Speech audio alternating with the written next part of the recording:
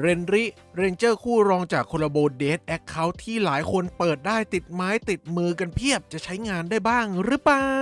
สวัสดีครับมาพบผมแมคคานอชแนลกันอีกเช่นเคยครับผมในเกมไลน์เรนเจอร์นะครับมาครับหลังจากทำการรีวิวเรนเจอร์คู่เทพไปแล้วทั้ง2ตัวจากโคลาโบเดสแอคเคาท์คราวนี้ถึงตาคู่รองเจ้าเรนริกันบ้างที่หลายคนน่าจะเปิดได้ติดไม้ติดมือมาระหว่างการหาเจ้าโซจิที่เป็นพระเอกของเรื่องนั่นเองนะครับเรนเจอร์ตัวนี้เป็นสายว่องไวธาตุน้ำนะครับที่ตัวเกมให้พลังโจมตีกายมาถือว่าไม่สูงมากนะครับเพราะว่าอยู่แค่1ล้าน4กว่าเท่านั้นเองโน้ตโดยปกติแล้วในยุคปัจจุบันนี้สายว่องไวใหม่ๆเนี่ยมักจะมีพลังโจมตีที่2ล้านกว่ากันแล้วนั่นเองนะครับผมถือว่าค่อนข้างลดลงไปเยอะมากพอสมควรเลยส่วนพลังชีวิตครับ5ล้านก็ไม่ได้สูงอะไรมากมายแต่ก็ยังอยู่ในเกณฑ์รับได้สำหรับสายว่องไวนั่นเองเนาะแล้วก็ระยะยืนเขาครับ290จุดเท่านั้นครับถือว่ายืนข้างกลุ่มหน้านิดนึงนั่นเองนะครับผมแล้วก็อัตราใช้สกิลครับ2สกิลเท่ากันเลยครับ 30% นะครับโดยที่สกิลที่1ครับเป็นสกิลดาเมจคูลดาวน์อยู่ที่12วิและกว้าง270จุดนั่นเองเนาะส่วนสกิลที่2ครับเป็นสกิลบัฟนั่นเองเนาะแต่ว่าไม่มีการบัฟหน้าป้อมนะครับจะมีคูลดาวน์อยู่ที่9วินาทีแล้วก็ความกว้างอยู่ที่250จุดเท่านั้นส่วนลมสกิลมีอยู่แล้วติดตัว 30% สำหรับสายว่องไวเนาะแม่นยำสกิลติดตัวแล้ว 20% สำหรับร่างไฮเปอร์ต้าสกิลไม่ให้มาเลยครับคูลดาวน์เรนเจอร์ 6.5 วิและแรท่าเรนเจอร์ครับ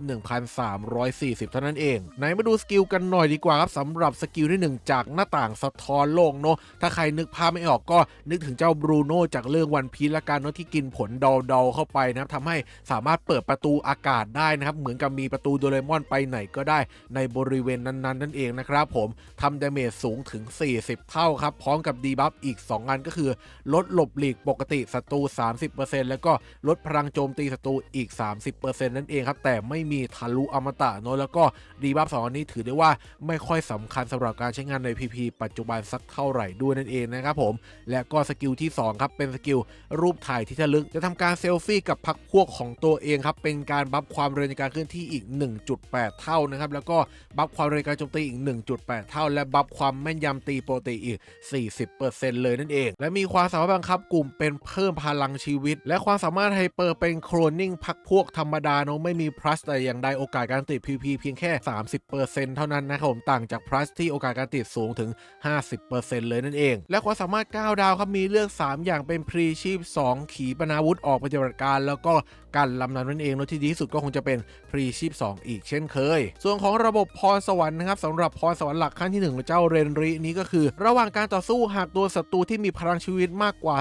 30% โจมตีด้วยสกิลใส่เจ้าเรนรินี้นั้นจะมีโอกาสที่เจ้าเรนริเนี่ยสามารถฮิวตัวเองได้ขึ้นมา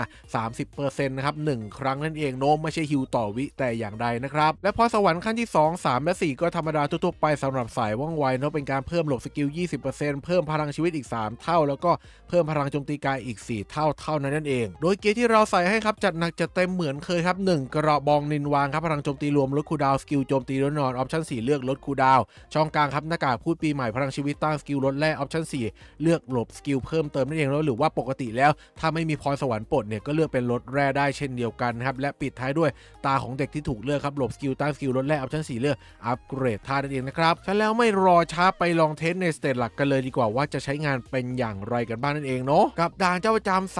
396ครับมาตีกับบอลนกนิดนึงว่าถ้าทางการใช้งานมันเป็นอย่างไรกันบ้างนั่นเองเนาะ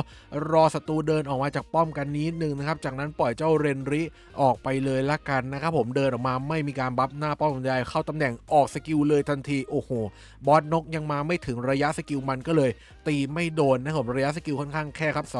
270จุดเท่านั้นเองเราปล่อยตัวถัดมาเรื่อยๆเลยละกันโอเคมาแล้วครับผมซัดไปแล้วบอลนกประมาณสัก70% เลือดบอลนกได้นะเมื่อกี้นี้มันมีตีปกติทางครีเข้าไปก็ทำให้เลือดบอลนกหายไปเยอะอยู่พอสมควรก็เลยประมาณสัก 70% เลยละกันเนาะทางครีก็ถือได้ว่าค่อนข้างออกบ่อยอยู่เหมือนกันนะลำดับต่อมาเทสเรื่องแฝงหลบสกิลกันหน่อยดีกว่านะครับว่าโคราโบรอบนี้จะหลบเก่งทั้งหมดเลยหรือเปล่านั่นเองเนาะเพราะว่าคู่เทพเราเทสไปแล้วว่ามีแฝงหลบนะครับส่วนคู่รองไม่รู้จะมีไหมมาปล่อยให้บอลนกมันกระทืบกันนิดนึงนะครับผมมาเลนลี่บอลนกฟาดลงไปโบโอเคขึ้นผ้า อยู่ครับผมลูกน้องฟาดก็ขึ้นพาดรัวๆอยู่เหมือนกันเอาโอเคเห็นไหมชัดเจนนะครับว่ามันหลบค่อนข้างที่จะเก่งนะครับส่วนเรื่องความถึกก็พอมีอยู่บ้างเล็กน้อยแต่อาจจะไม่มากเพราะสำหรับสายว่องไวอย่าไปคาดหวังมากต่อมาครับด่านที่408มาเทสความแม่นยำในตัวของเจ้าเรนริกันหน่อยว่ามีสูงขนาดไหนนั่นเองนะครับคู่เทพนี่อาจจะไม่ได้สูงเวอร์มากแต่ก็ถือว่าค่อนข้างแม่นมากๆอยู่เหมือนกันนั่นเองเนาะส่วนเจ้าเรนริจะอยู่ในระดับไหนสำหรับคู่รองนะครับผมมาลองดูไปพร้อมกัน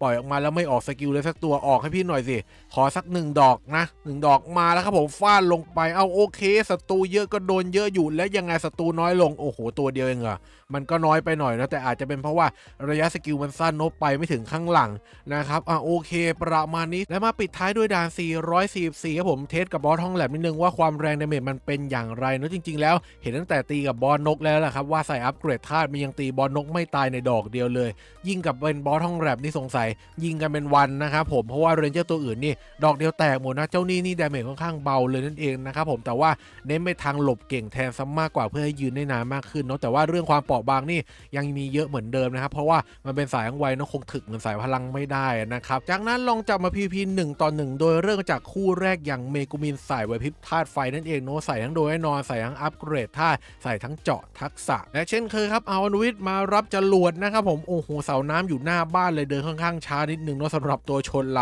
านะโอ้โหเลนลิรับจรวดไปได้2ทียังเฉยอยู่ว่ะเอาเรื่องเหมือนกันนะเนี่ยความถึกของมันนะเราแอบจะหมิ่นมันไปเล็กน้อยนะครับผมแต่ว่ามันสามารถรับจรวดไหวด้วยเว้ยนะแล้วยังไงดีซัดเมกุมินไปดอกเดียวบินหมดเลยครับผมอาจจะเป็นเพราะเสาน้ำด้วยหรือเปล่าไม่แน่ใจเหมือนกันแต่ว่ามันชนะทางท่าอยู่แล้วมันควรจะเอาเมกุมินลงในดอกเดียวอยู่แล้วนั่นเองนะแล้วยังไงดีเมกุมินซัด1ดอกก็บินหายเหมือนกันครับผมนะก็ถือได้ว่าตามคาดนั่นเองลำดับต่อมาเจ้ารูเดียสกันบ้างนะครับใส่ทั้งโดนแน่นอนใส่ทั้งอัปเกรดท่าใส่ทั้งเจาะทักษะคราวนี้ถ้าชนะทางกันบ้างนะครับผมแต่เป็นฝั่งนู้นชนะเรานะเราแพ้ทางเขานะครับดูซิว่าจะเป็นอย่างไรครับผมสำหรับดาเมจเจ้าเรนริจะเอาลงบ้างไหมนะครับมาลองดูถ่ายเซลฟี่แล้วออกสกิลไปไม่โดนเลยเหรอเมื่อกี้โดนขัดอะไรหรือเปล่าแต่ว่าโดนจรวดรูเดียสดอกเดียวบินนะครับผมนะตามคาดโนตามปกติที่ควรจะเป็นแหละโนแต่ว่าเลนลิช่วยออกดาเมจใส่รูเดียสให้ตายหน่อยได้ไหมอยากเห็นมั่งโอ้โหโดนแทงหินตายนะครับจังหวะนี้สงสัยคงไม่ได้เล่นจากนั้นตามไปด้วยไหวพริบท่าน้ำเป็นเจ้าโซจินั่นเองโนใส่โดยแน่นอนครับใส่อัปเกรดท่าแต่ไม่มีเจาะทักษะไหนดูซิคราวนี้ท่าเสมอทางกันบ้างนะครับผมแล้วก็ร่างไฮเปอร์เหมือนกันด้วยหวังว่าจะ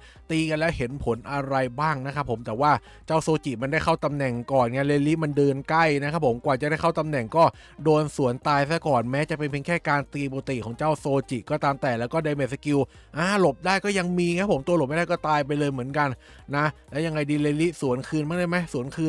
นสวนด้วยไดเมจสกิลที่ไม่ใช่การเพี้ยงท่อแป๊บนะโอ้โหมันไม่ออกเลยว่ะทุกคนยังไงเนี่ยออกแต่จรวดตายอย่างเดียวเลยครับโซจิแต่ว่าค่อนข้างเปราะบางอยู่แล้วนะครับผมคิดว่ายังไงดอกเดียวก็น่าจะบินแต่ว่าไม่น่ามีโอกาสได้ต่อกรสักเท่าไหร่เนาะสำหรับเจ้าเรนริของเร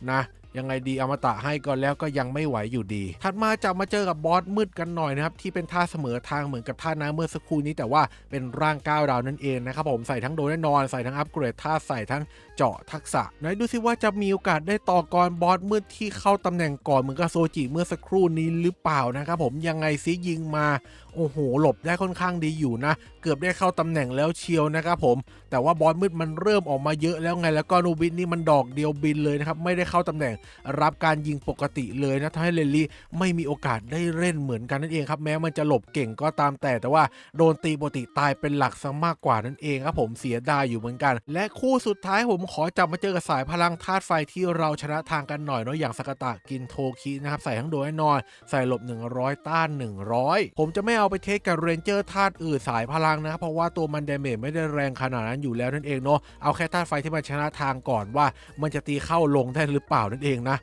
ะยังไงสิโอ้โหโดนสตันยับเลยนะผมเหมือนจะโดนสถานะค่อนข้างที่จะง่ายอยู่พอสมควรเหมือนกันครับสำหรับโคราโบในรอบนี้นั่นเองนะเหมือนกับเจ้าโซจิเป๊ะเลยนะแล้วยังไงดีซัดคุณกินไปแล้วมือถือเต็มหัวแต่ยังเฉยยังนิ่งนะครับผมไม่มีการตายเกิดขึ้นเลยแม้แต่ตัวเดียวสำหรับกินโตคิอาจจะเป็นเพราะว่าโดนสตันเยอะด้วยนะครับก็เลยดาเมจไม่ค่อยต่อเนื่องสักเท่าไหร่นะครับแล้วยังไงดีอมตะช่วยมันหน่อยดิไหวไหมโหยังไม่ได้เล่นอยู่ดีนะครับได้แต่เคลี้ยงทางคริตีปกติอย่างเดียวเลยนะ แล้วก็กินทุคิยังไม่ตายด้วยครับมีแต่ลงศพที่บินไปนะเพราะว่าเป็นควันสีขาวนะไม่ใช่ควันสีดำนะครับแล้วยังไงโอ้โหตีไปตั้งเยอะแล้วยังไม่สะดุ้งสะเทือนเลยว่ะสงสัยเอาไม่ลงครับผมนะถือได้ว่าดาเมจค่อนข้างที่จะเบาครับตีไม่กี่ดอกนี่ยังไม่ตายเท่าไหร่แม้จะชนะทางท่าก็ตามแต่เนาะและสุดท้ายลองจับมา PVP เป็นทีมกันบ้างดีกว่าบนลีกตำนานเลยเนาะถึงแม้เราจะรู้อยู่แล้วว่ามันไม่ไหวนะครับแต่ว่าลองดูหน่อยก็ไม่เสียหายนะครับขำๆเนาะเอาเป็นว่าเราดูว่ามันจะยืนรอดได้นานขนาดไหนก็น่าจะเพียงพอแล้วนั่นเองครับผมมาดูเลนลี่กันหน่อยดีกว่าว่าจะยืนรอดได้นานแค่ไหนครับผมในลีกระดับสูงนั่นเองมาครับผมกับปะทางครีหรือเปล่าวะเนี่ยเคลื่องแตงกวามาหายกทีมเลยเมื่อสักครู่นี้นะครับผมมีดุ้งอยู่เหมือนกันนะแล้วยังไงดีน่าจะพอได้อยู่ครับผมพอได้อยู่นะแต่ว่าดันไม่ออกทีมเรานี่ดาเมจค่อนข้างที่จะน้อยนะครับผมเน้นไปทางป่วนซะมากกว่านะและพายุกลับมาแบบนี้โอ้โหไม่น่ารอดครับผมทีมเราแช่แข็งสวนกลับไปเลยแล้วกันเขากดอมตะจังหวะนี้เรากดอมตะแบบดีเลย์นิดนึงคิดว่าจะมีโอกาสได้สวนด้วยเมตายืนไกลหรือเปล่าเอ่ยยังพอมีโอกาสลุ้นอยู่ครับผมว่าจะพลิกกลับมาชนะได้นะจำนวนเราค่อนข้างเยอะเมื่อกี้เราปล่อยตัวกองกันไว้เยอะนะครับผมแล้วยังไงดีเลนลี่ได้เห็นบ้างไหมว่าเนี่ยไม่แน่ใจเหมือนกันครับผมยังเหลือรอดอยู่ครับเวลาทีมเล่นได้มันก็ไหวอยู่นะเพราะว่าหลบค่อนข้างเก่งเนาะเสียอย่างเดียวโดนสถานะง่ายไปหน่อยเห็นไหมยืนสตันค่อนข้างบ่อยนะครับผมแล้วก็ไม่ค่อยเหลือแล้วนะโดนมูฟบ่อยด้วยนะครับโดนมูฟทีเดียวน่าจะตายเลยหรือเปล่ายังเหลือรอดเยอะอยู่นะเนี่ยขนาดยอเป็นธาตุไม้ที่มูฟมันทีเดียวน่าจะตายอยู่แต่พอเราใส่ต้านสกิลเต็มร้อยเนี่ยมันก็ยืนรอดได้หลังจากการมูฟเสร็จแล้วนั่นเองนะครับไม่ตายเลยทันทีนะสุดท้ายสวนกลับมาได้โอเคเห็นการที่มันยืนอยู่รอดกันกลุ่มเป็นก้อนแบบนี้ก็ผิดคาดอยู่เหมือนกันนะครับผมถือได้ว่า